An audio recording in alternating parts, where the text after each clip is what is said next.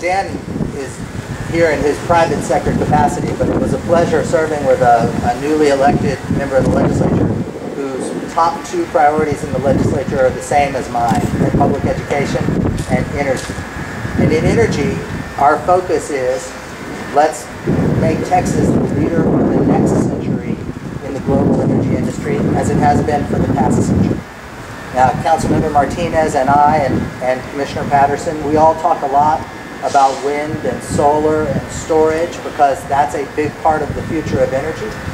But the most radically disruptive event in the energy industry in the past 30 years has been, in the past few years, the advent of hydraulic fracturing, making the price of natural gas, frankly, irresistible, I would hope, to all the people who operate these big fleets that will hopefully refuel themselves frequently at this station. And that has brought down the price of electricity, that has fundamentally changed the electricity markets in this country. It is something that potentially could frankly bail the state of Texas out of its pretty dire fiscal problems if we see the price elevate itself a little bit, and if we continue to see the discoveries and development that we've seen over the past few years. So this is something I care about a lot, and I'm really appreciative of the opportunity to celebrate this opening. Appreciate the airport's leadership on this, and as always, the city of Austin on this. I was glad that Mike mentioned his Volt, because I was going to do it if he didn't. He's frankly a little bit fanatical about it. He tweets photographs of his Volt. He updates you on how often he's had to not go to the gas station every week. And this is part of the solution too. But it fits side by side with this, because just as Chevrolet designed the Volt so that you have a way to get to Houston without having to stop to plug it back in for 3 hours on the way, this needs to be part of a robust ecosystem of fueling infrastructure that will support, for example, yellow cab. If somebody gets in a natural gas yellow cab and says, "Driver, take me to Houston."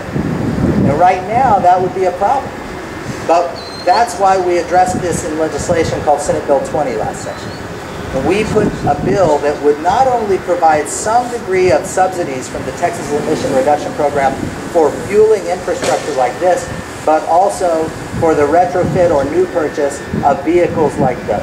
And the goal is to create a refueling infrastructure in the corridor from San Antonio to Dallas to Houston, including Austin in between, obviously, that will allow fleets and individual drivers to refuel themselves anywhere along that corridor and create a market for these vehicles.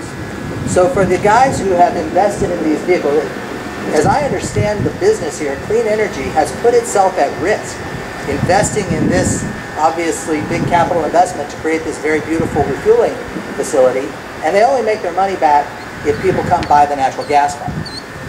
Now that will happen if we continue to progress toward more and more fleets, especially those in the nearby vicinity, investing in these vehicles.